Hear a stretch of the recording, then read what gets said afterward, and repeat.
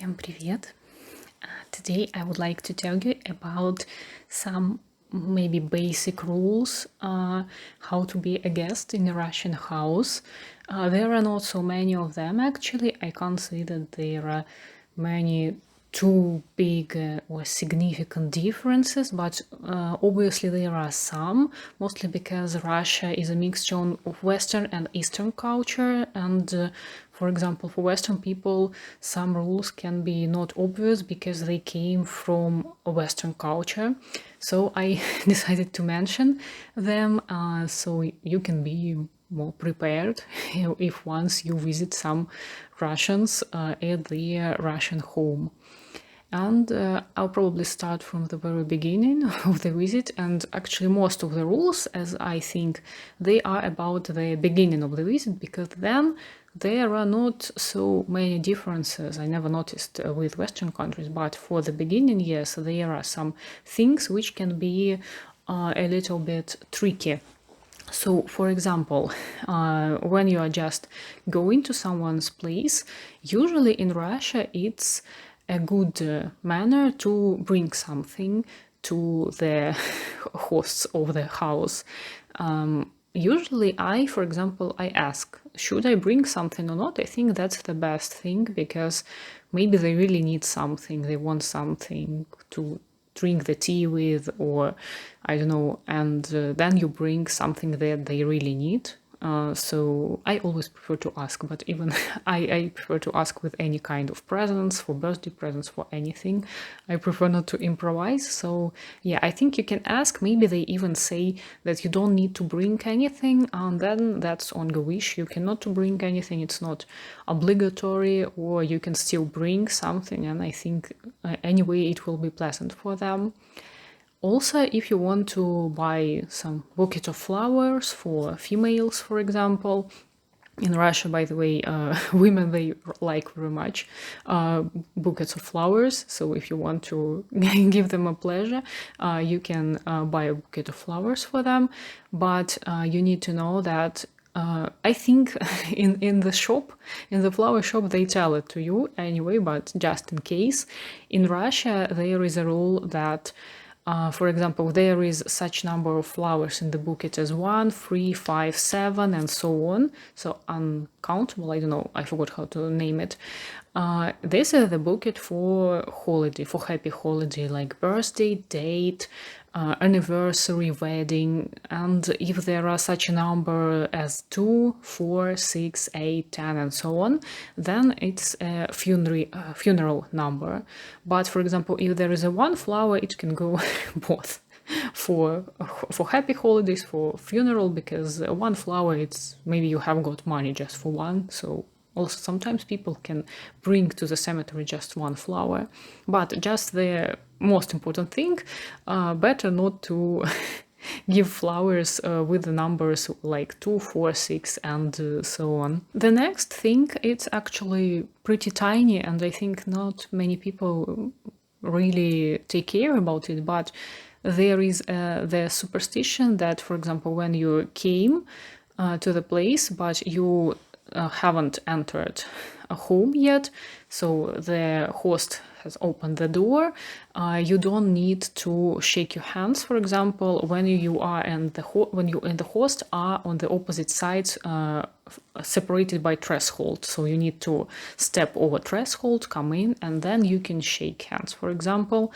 Actually, according to this superstition, you don't need even to say hello until you are in the house, but I think now people don't care because it's strange to come in without saying hello. So you can say hello, but yeah, some people, they think that it's like a bad luck to shake hands like this, but just the ones who believe in that thing, and there are not so many of them. The next thing is pretty common. Maybe people who are interested in Russia, in Russian culture, they know a lot about it. They heard many times that in Russia we take off our shoes when we are in the home, in the house, because Russian streets are usually quite dirty because of our climate, our weather. And of course, in the summertime it's better, but still we prefer, as in Asian countries, we prefer to keep our homes clean from outside dirt, dust, and so on. So we take off the shoes and leave them nearby the entrance. Usually before, and still sometimes, people can suggest you some special home shoes for guests. For example, I don't like it. I have some at my home, but we don't use it at all, and I never used it because I don't know, I just feel myself comfortable in my socks, and most of the people, yeah, they just walk like that in their homes. In the summertime, I solve this problem. For example, I am barefoot and I have some shoes, but if I take them off, will be barefoot and I will feel cold, or I just don't want to walk in some other's flat with being barefoot. I take some socks with myself, and I take off my shoes and put on the socks, and it's quite okay for me. The next thing is I don't think that someone really can do this, but just in case, I believe that in Western countries people also take off their street jackets or coats when they enter the home, but I don't know, anything can happen, and maybe you can forget, or maybe you think that this is light enough and you don't need to take it off, but better to do this. Well, if it's just usual jacket and you can sit in the room in this jacket, I think then it's okay. But if it's really like something like street, yeah, you should take it off. Usually host will suggest you to hang it in the wardrobe or something like this. And because, for example, I personally had a situation. My mom, she lives in the other country, and she visited me once and came to my flat. And actually, it's not as I previously mentioned in one of the video about Russian flats, the specific of Russian flats. Our flats can be pretty small, and in my place it's like 2-3 steps and you are in my bedroom actually from the entrance. And she entered in her street coat just in my bedroom. And yeah, as I mentioned also in this video, in the previous video about flats, that we usually don't have living rooms. And so usually you will spend time in kitchen or in the bedroom, and that's also why you prefer people not to be in shoes, in this upper clothes. But she was in her street coat and sat in the chair like that, and I said, please don't sit like that with this coat, take it off. And she took it off and put on my bed, and I was like, don't do it. Why do you do this? And she said, we don't care about this where I live. And I'm like, but here it's not like that. So yeah, it also, as I see, it can happen.